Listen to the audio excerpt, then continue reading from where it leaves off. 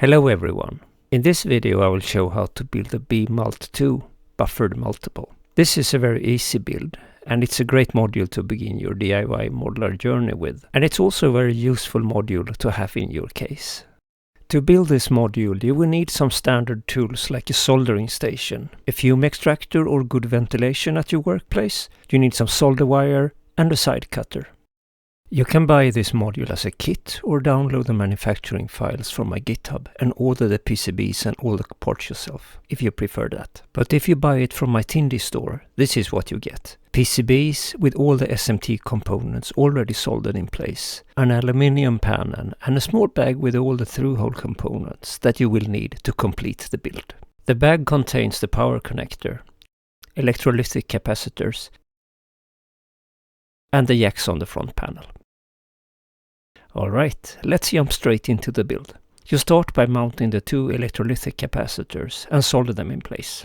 These are polarized, so you need to make sure that the white marking on the capacitor lines up with the white marking on the PCB.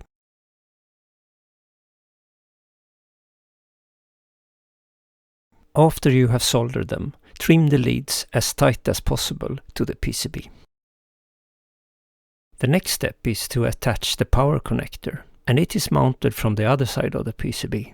Make sure that the opening in the side of the boxed header matches with the white print on the PCB.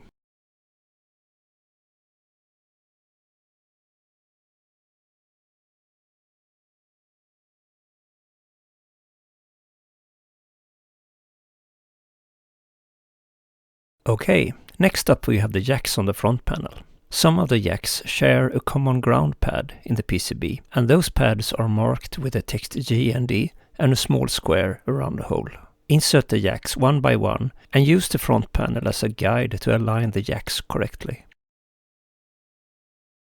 You can use two rubber bands to hold the PCB and the panel together, or you can press down the PCB to the workbench and solder one leg at each end to make sure that the jacks are flush to the PCB. Check that all the jacks are seated to the PCB before you move on and solder the rest of the legs of the jacks.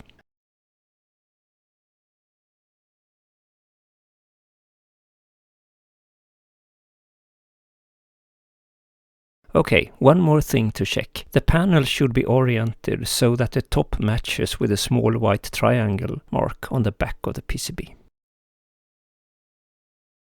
Alright, with that the module is finished. Thank you for watching and good luck with the build.